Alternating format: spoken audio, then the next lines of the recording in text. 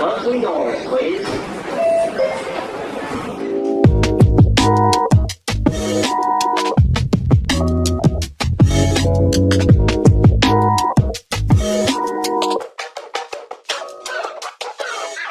Salve, meu povo, seu parceiro aqui desse lado, e hoje eu tô na TV Perifacom pra trocar uma ideia, né, sobre o meu universo, minhas músicas e o que aconteceu até aqui. Vamos lá, chega com a gente.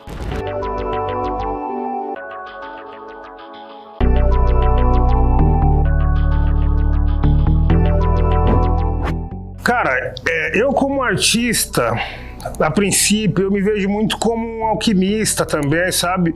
Eu gosto de misturar as coisas para ver o que vai se tornar ali, né? E também conforme foi passando o tempo, cara, eu consegui descobrir que eu consigo escrever histórias, né? Então, isso daí para mim foi mágico, assim.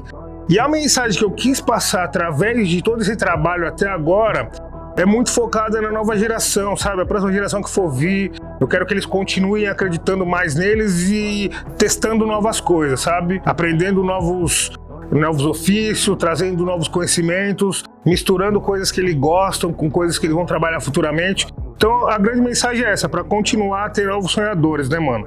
Que eu vejo muito que conforme vai passando o tempo, a tecnologia vai aumentando a potência, os sonhadores vão começando a se assustar e ficando ou escondido nas empresas, né, bolando planos ali por trás, ou acabam, ficando nos seus quartos escuros. Mas se depender da gente, vamos continuar mandando essa palavra aí pelo mundo todo. Quando não tava mais lá, entendeu? Família em primeiro lugar, eu que não posso errar. Família em primeiro lugar, eu que não posso errar. Então, percebi que eu queria me expressar dessa maneira através da música. Quando eu tinha mais ou menos ali uns 13 anos e tal, que eu tinha bastante coisa, bastante ideia na cabeça, e aí eu não sabia como expressar aquilo ali, né? Não sabia como externar aquilo. E através da música foi quando eu entendi, falei, nossa, eu acho que por aqui tem um caminho, acho que dá para encaixar as coisas. Mas até então o único propósito era esse, tá ligado? Esvaziar o que eu tinha guardado, assim, sabe? Não tinha nada mais do que isso.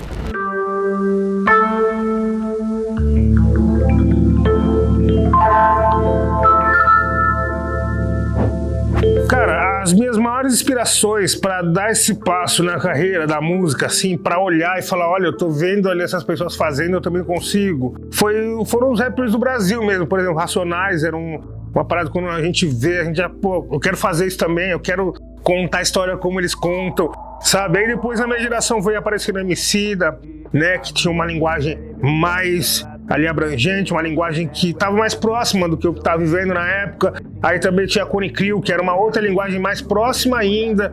Então esses caras, vendo esses caras trabalhar, foi quando eu olhei e falei, cara, olha que legal, a gente consegue fazer também, sabe? Tipo, tem uma esperança aí. Então foi através disso que eu comecei a observar e comecei a me jogar um pouco mais, né, mano? E também eu gosto de lembrar sempre, foi uma professora que abriu a minha mente pra me levar a sério mesmo, tá ligado?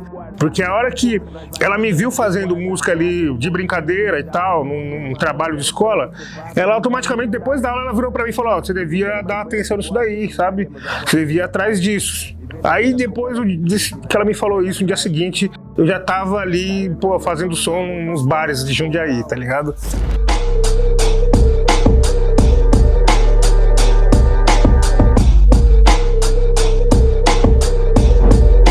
Foi evoluindo com o tempo, cara. Quando eu comecei, eu não tinha muito claro o estilo que eu queria fazer, né? Eu meio que fazia muito por instinto. Então, não sabia produzir, não sabia escrever também, né? Como hoje eu sei. Então, tipo assim, como hoje vem aprendendo ainda, né? Mas naquela época eu não sabia nada, então era muito instintivo, sabe? Acho que por isso que tem uma beleza nas coisas que foram produzidas no início, porque era tudo através do instinto, tá ligado? Não tinha nada tramado, nada presumido ali. Então acho que quando eu comecei a rimar, eu só queria alguns beats que fossem da hora, assim, sabe? Tipo, nada demais, assim. Eram alguns beats bons que tivessem até 3 minutos, tá ligado?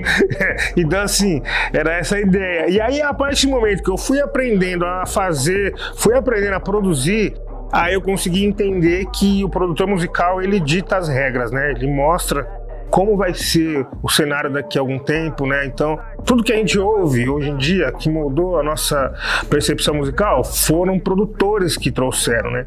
Os artistas, eles são apenas ali o que tá no palco, né? O que tá na frente das câmeras, o que tá nos holofotes. A maioria das vezes é isso, mas assim, contrapartida dos produtores que estão por trás dos bastidores, são eles que moldam tudo que é música no mundo. Então quando eu comecei a me tornar um produtor, aí sim, aí eu comecei a fazer as coisas tudo pensado. Eu usava muito instinto, mas já fazia, vamos usar um beat assim, com essas notas, para trazer tal sensação, para usar uma capa com tal cor, sabe? Para fazer um clipe com tal clima. Então já foi tudo bem pensado aí a partir do momento que chegou o conhecimento até mim.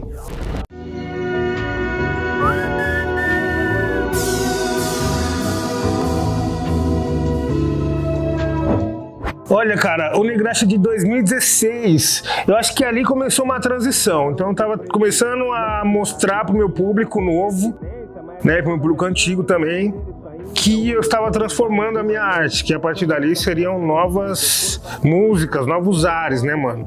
E era uma época assim que a gente estava se descobrindo, né, mano? Então eu pude misturar muitas coisas, ver o que fazia sentido. Foi muito uma base de estudo ali, o Negrasha foi muito isso, né? Ali eu usei para fazer muito experimento e ver o caminho que daria para seguir, sabe? Não tinha muitas, assim, referências pautadas, por exemplo, falar, eu vou pegar isso aqui pra fazer igual a ele e tal, chegar em algo.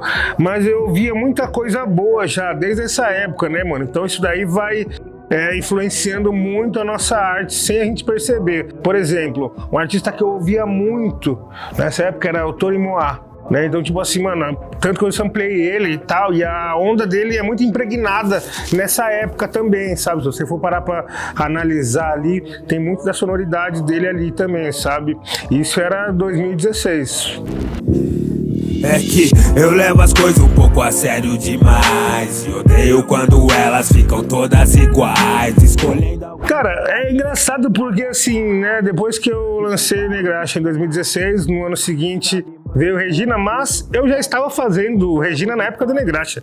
É tudo da mesma época, tá ligado? A única diferença foi que eu peguei certas músicas e falei, não, essas daqui vão sair primeiro. Aí as outras vão ficar aqui pra chegar as novas, né? Pra ir implementando. Mas nesse tempo, cara, nesse meio termo aí eu consegui aprender a samplear um pouco melhor, sabe? Consegui uns timbres mais da hora também. Consegui ouvir novos artistas e me possibilitou também trazer algumas sonoridades assim que, a galera gosta muito até hoje, né? Por exemplo, uma parada que tomou aí conta da internet foi o lo-fi, né? Por mais estética, virou um gênero, né? Lo-fi, que loucura, virou um gênero. Tipo, quando eu comecei a testar as coisas, era estética, né? A gente falava, vamos usar um timbre lo-fi, né? Que é um timbre mais gasto ali e tal, uma coisa assim. Aí depois, passa 2017, a gente tem o lo-fi como um gênero. Então, cara, ter essa aproximação ali foi o que ajudou também o álbum ter uma aceitação tão grande. Além dos acontecimentos pessoais, né? Porque a gente começa a escrever um disco, quando a gente terminar de escrever ele, já aconteceu muitas coisas da nossa vida, tá ligado? Se você não parar e falar, não, quer saber, eu vou lançar logo isso daqui, não vou ficar guardando, não. Se você não tiver esse pensamento, cara, você vai revisitar ele, vai querer trocar, vai querer mexer e dali vai mais tempo, entendeu? Então, assim, o que é mais normal de acontecer é quando você começar a escrever um projeto, você vai passar muito tempo com ele vai ser seu melhor amigo durante muito tempo. E nesse tempo, cara, vai acontecer muita coisa na sua vida e você tem a oportunidade de mexer ou não nesse projeto. Eu, cara, fui criando o disco e automaticamente já ia adaptando as coisas, assim. Mas quando eu finalizei o disco, eu falei, já era, acabou. Tanto que no dia que eu lancei o álbum, subi na plataforma, o meu computador desligou, assim, morreu. Foi bem no dia assim, seguinte.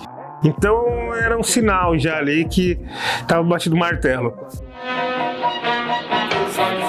E tudo começou e eu não tava online. Na goma não tinha net, não tinha like. Não queria ter dinheiro igual o Tony Stark. A escolha dos feats, né, quando estou produzindo um disco, já é pensada logo no início, tá ligado? É algo que eu venho trabalhando essa ideia comigo logo do início, e aí eu vou ouvindo a música, eu vou pensando se tem mesmo a característica das pessoas que eu tô pensando em chamar, e aí é feito o convite. Mas é sempre pensado em alguma coisa, sabe? Tipo, eu queria fazer uma música com D-Level e Oji, porque pra mim eram dois expoentes muito fortes, assim, do rap nacional. e que ainda não tinham se juntado de fato para, né, para brilhar assim em alguma faixa. E aí pra mim isso aí eu me considero um grande feito, tá ligado? Porque, né, acho que não teve outro MC que deve ter feito isso ou pensado em fazer isso, sei lá. E isso aí pra mim eu tenho muito orgulho. E, cara, era uma época também de conhecer, né, uns artistas que se conectavam com o meu trabalho. O Vitor Xamã é um cara que eu já conheci ele há muito tempo antes, né, do grupo dele anterior e do meu grupo anterior, a gente já se falava. O McAllister eu conheci enquanto eu tava fazendo Regina mesmo, tá ligado? No meio das viagens que eu estava ali, eu encontrei ele, eu falei, mano, vamos gravar uma. Aí a gente gravou uma música, e aí, tipo assim, mano, eu lembro que foi muito mágico esse dia, porque a gente gravou uma música, a gente ficou junto numa casa lá, o cara que contratou a gente falou, mano, vou deixar vocês dois na mesma casa. O maluco foi zica, esse maluco foi zica, ele falou, mano, peguei uma casa ali, mano, vamos lá, vou deixar vocês dois aqui. Pá, pumba, deixou eu e o Maca lá, casa pequenininha e tal, ficamos lá, mano, produzindo. Aí a gente fez um beat, o Maca fez o beat, mano, ainda ele que produziu a faixa. Aí ele foi dormir, aí eu, pum, fiquei escrevendo lá, não sei o que, acordei, ele acordou, quer dizer, eu fui dormir, ele acordou. Aí ele escreveu o som e, mano, era um som muito foda. Passou muito tempo, a gente não conseguiu resgatar esse beat, cara. Quando eu tava fazendo o disco, né, nesse meio tempo, eu falei, cara, eu vou chamar o Maca, né, a gente já fez a track junto. E aí eu dei um salve, a gente não conseguiu resgatar esse beat. Eu falei, Maca, então eu vou fazer um outro. Eu espero que você goste, né? Porque ele é um grande produtor, né, mano? Então eu falei, pô, espero que você goste. E aí a gente refaz as rimas, porque as rimas eram incríveis, velho. Tipo assim, eu lembro que eu nunca tinha escrevido desse jeito, sabe? Tipo, eu nunca tinha despertado uma criatividade intensa desse jeito. Como foi esse dia escrevendo do lado do Maca, sabe? Foi um bagulho muito louco. Então, eu mandei o beat pra ele, né? Mandei minhas vozes, ele gostou, ainda bem. E aí a gente quebrou essa daí e virou um clássico, cara. E as ruas me pedem meu verso, elas me pedem, eu não nego. Ela me entende, eu me entrego, nós se encaixamos igual Lego.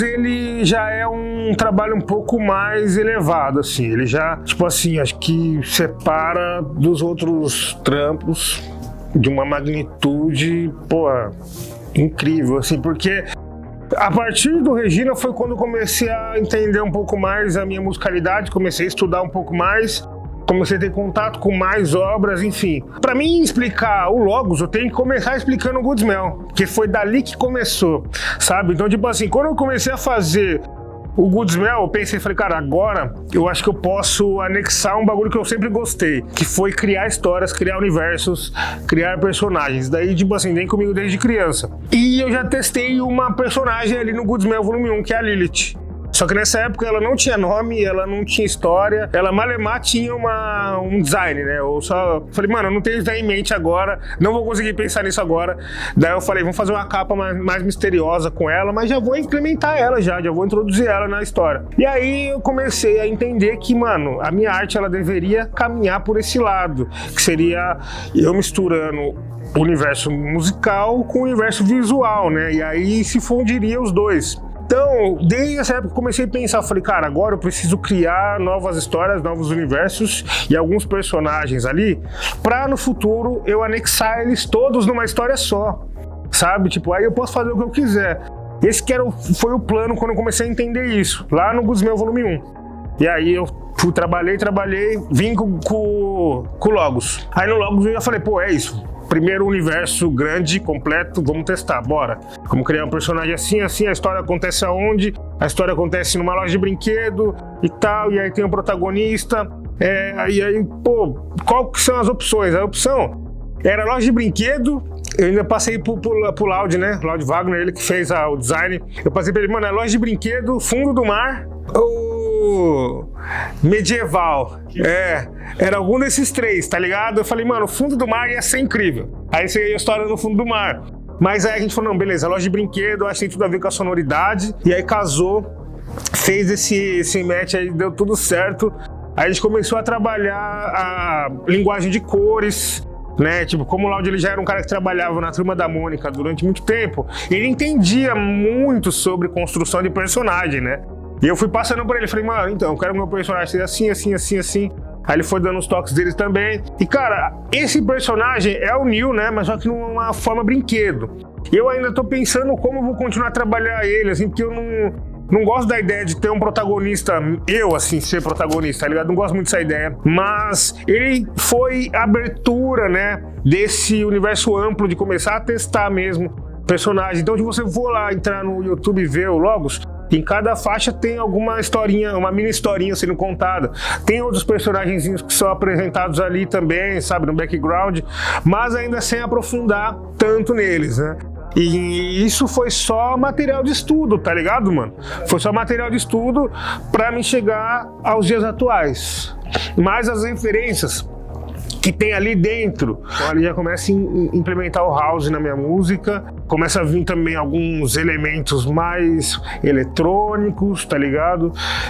O sample ainda continua firme, ainda tem sample assim interessante, mas já começa a vir coisas mais tocadas, assim, sabe? Na montanha congelada, porque ninguém nos vê, caminhando sobre as águas, porque... Cara, o Blue, velho, acho que de todas as obras, ele foi o que eu menos tinha pretensão de nada, assim, ó. Tipo assim, mano, eu tava muito saco cheio na época, tá ligado? Com a música, tava de saco cheio com vários bagulho. Mas eu queria lançar alguma coisa assim, sabe? Pra não ficar um ano em branco, tá ligado? Era um momento importante, eu tinha que lançar algo. E eu acho que esse ano mesmo no rap não teve nada interessante, mano. Tava pandemia, assim, também. Era época de pandemia, então acho que foi muito por isso, tá ligado, mano? E aí eu lembro que eu cheguei com o meu fotógrafo e falei, mano, vamos fazer uma capa simples. A gente vai lá no Jardim Botânico, eu tiro umas fotos aqui, a gente manda marcha, vê o que acontece. Eu nem vou me preocupar muito em fazer vídeo, nem nada, velho. Tá ligado? Vou fazer poucas músicas também, mas músicas boas, mas pouquinhas assim. Porque, tipo assim, mano, eu já vinha de alguns processos longos, né? De, pô, juntar muita coisa, juntar material e fazer lançamento e tal. Isso daí cansa, né? Ao mesmo tempo, a gente já tava entrando numa pandemia, né, cara? E isso daí mexeu muito com a cabeça das pessoas. Por outro lado, eu vejo que a pandemia, ela deixou pra gente aí bastante resquício de informação, tá ligado? Deixou muita coisa que a gente não teria antes, entendeu? A gente não teria antes. Então a gente conseguiu ter bastante contato com mentes, assim, brilhantes que a gente não teria se não fosse a pandemia também, né, cara? Mas foi uma época de saco cheio. Falei, mano, vou fazer o disco do jeito que dá, não vou ficar me estressando com nada não, vai pro mundo, sabe?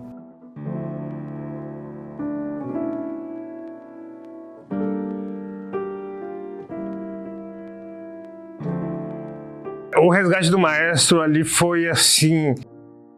O meu novo grande feito é porque já estão fazendo outras coisas assim maiores, assim, mas só que a ideia do Resgate do Maestro é um bagulho tão único, cara. Eu tava pensando esses dias tomando banho e falei, mano, quantas pessoas no mundo teriam a audácia de pensar isso daí e quantas conseguiriam executar, tá ligado? Porque, tipo, mano, é dois universos totalmente opostos, sabe? Tipo, é um robô, né? Algo bem tecnológico e também bem nerd, né? E, pô, muito asiático, talvez, né?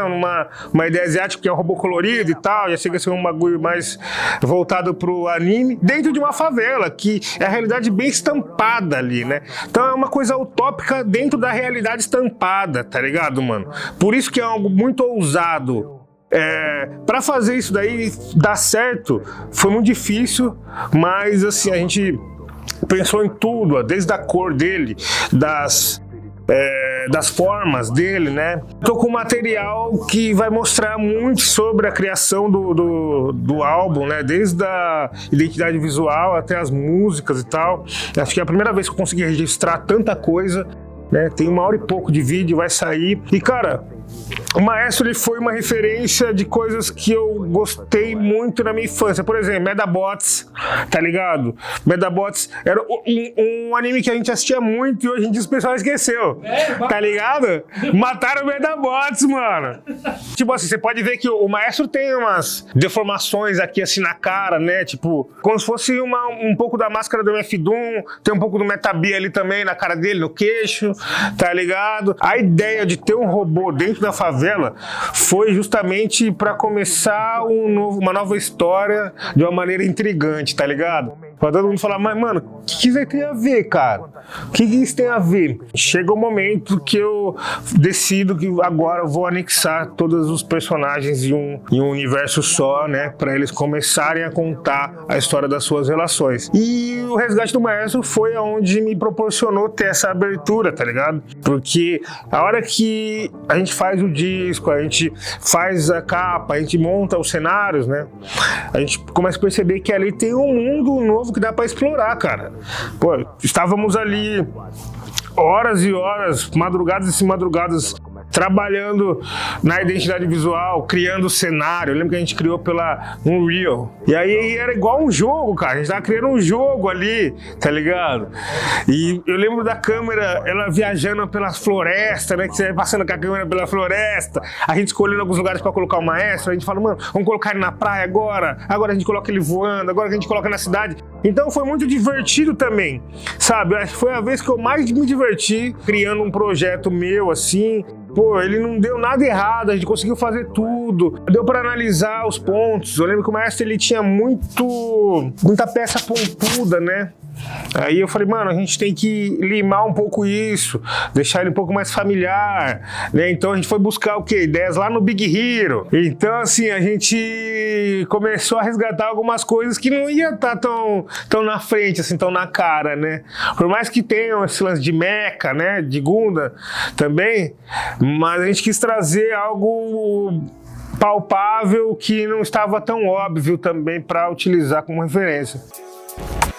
Se eu te esperar na estação que cai as folhas, perdemos tempo, paciência são escuras. Cara, a importância dos animes na minha vida e na minha vida artística também, ela é muito extensa para descrever em palavras, mas eu trouxe uma reflexão de uma palestra que eu fiz aí algum tempo atrás e, cara, essa palestra eu falei sobre a minha criança interior e o quanto ela tinha me ajudado nos meus dias atuais, no meu trabalho, né? O quanto ela tinha tido relevância nisso. Porque a maioria das pessoas acaba crescendo, né? Sendo exposta à vida adulta e abandona tudo o que fez parte dela enquanto criança, né? Enquanto adolescente e tal. Mas, cara, muitas das vezes ali tá o ouro, ali que tá a virada de chave da sua vida, é ali que vai te dar personalidade, é ali que vai te diferenciar das pessoas, tá ligado? A criança interior, ela tem que estar ali do nosso lado, ela tem que estar opinando ainda, cara, porque se você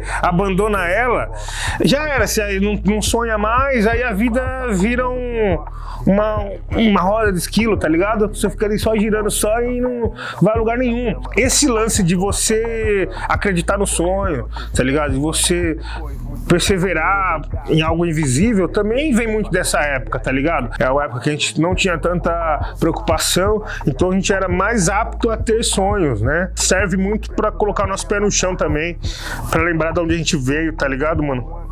Se não fosse a minha criança interior, eu não teria essa percepção, assim, de trazer os animes pro meu dia a dia. Porque além do meu trabalho, molda a minha vida, né, mano? Então, tipo assim, quando eu tô assistindo, por exemplo, One Piece e tô passando ali, né, tipo, 100 episódios, 200 episódios, 300 episódios. A hora que eu cheguei nos 700 episódios, meu irmão, não dá pra voltar mais, tá ligado? Ali eu já aprendi sobre humildade, aprendi sobre o sistema de governo, já aprendi sobre sociedade, ali eu aprendi sobre discriminação racial, tipo assim, mano, é um monte de fatores que vem um atrás do outro e quando você já tá mergulhado na obra, cara. E ali também eu aprendi que a partir do momento que você faz 1000 vezes alguma coisa, não tem como dar errado. É dois caminhos só, mano. Ou as pessoas vão odiar, ou as pessoas vão amar, sabe? Isso eu trouxe pra minha obra também, tá ligado? Como fazer música. Eu acho que quando eu comecei a ver os animes de outro ângulo, A minha obra mudou também, a minha música mudou, o meu jeito de interagir com ela também mudou, tá ligado? As minhas vontades também mudaram. Então, assim, eu consegui entender o porquê que as pessoas ficam tão próximas de alguma obra, né? De algum artista, por que aquilo ali muda a vida das pessoas. Sempre me falaram, né? Pô, mano, você mudou minha vida, não sei o que, você me salvou, você me fez companhia. E eu não entendi o peso dessas palavras. Nunca entendi. A partir do momento que eu acompanhei 1000 episódios de One Piece. Aí sim, meu amigo, agora eu já tô ligado. Se alguém falar pra mim, mano, você me acompanhou, você salvou minha vida, não sei o que, eu já abraço ele e falo, irmão, é nós que tá, vamos continuar junto por aí. Enquanto eu estiver aqui nessa terra, enquanto eu estiver nesse plano, é nós, vamos estar junto ainda, sacou? Porque agora eu entendi o como é significativo a pessoa tá ali com a sua obra no íntimo, tá ligado, mano? Tá você e a obra só num dia que tá ruim, tá ligado? Um dia que, mano, tá no BO. Eu me cansei de me encontrar, assim, às vezes, noites sozinho, mano, triste com alguma situação, com algum problema, e ali eu tava assistindo One Piece, daqui a pouco eu vi um bagulho e falar, putz, olha que fita, mano, eu me sinto como se estivesse trocando ideia com alguém, ou se eu tivesse alguém me falando algumas coisas, tá ligado, que eu precisava ouvir. Então isso é perspectiva que a gente tem a partir do momento que a gente olha de outro ângulo, a partir do momento que a gente se abre pra assistir, pra consumir, não só como um objeto da cultura pop e tal, mas como algum conhecimento, né? Algum conhecimento que você vai poder arrumar ali sem pretensão nenhuma, tá ligado? Depois de ter anexado na minha vida as obras, né? Ter um significado um pouco maior, eu consegui entender que também é uma fonte de trabalho, velho. A gente tem aqui em São Paulo o segundo maior polo de cultura asiática do mundo, né? Que é a Liberdade. Onde você vai ali, você encontra anime pra cima e pra baixo, de tudo que é jeito, de tudo que é preço. Então, assim, velho, a gente tem uma rentabilidade muito alta, tá ligado? Tem uma rentabilidade muito alta. Eu, inclusive, mano, sempre fico pensando assim, falo, cara, talvez seja uma boa investir nas ações da Toei, tá ligado? Eu acho que vai ser uma boa. Porque, cara, a cada ano que passa, os animes vêm ganhando mais espaço, tá ligado? Hoje é uma indústria aí, mano, gigantesca, muito maior do que algumas indústrias tradicionais que a gente conhece, tá ligado? Então isso tem um impacto muito grande na vida das pessoas. Hoje em dia a gente vê também muitos criadores de conteúdo que ganham a vida falando de anime, cara. Então já não é mais um produto infantil, tá ligado? Eu acho que acaba sendo uma obra que vai contribuir para a sociedade, eu acho como um todo. Plantado esperando você, plantado esperando você.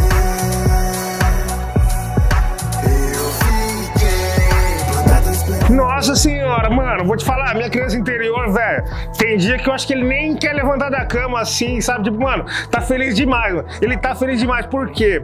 A gente chega em casa, velho, na minha casa tem muito bagulho de anime, tem videogame em vários cômodos, assim. Aonde eu olho, eu vejo algum action figure, vejo um quadro, tá ligado? Eu consigo me dá essas coisas que eu sempre quis e não tinha, né, enquanto criança.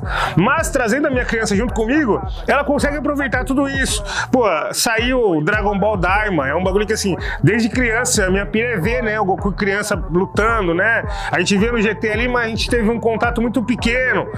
Então, cara, é louco, tá assim, tá muito feliz, além dos projetos que a gente tá fazendo também, sabe, eu acho que vai ficar cada vez mais orgulhoso também. Acho que o grande lance é manter a nossa criança interior orgulhosa também, sabe, mano?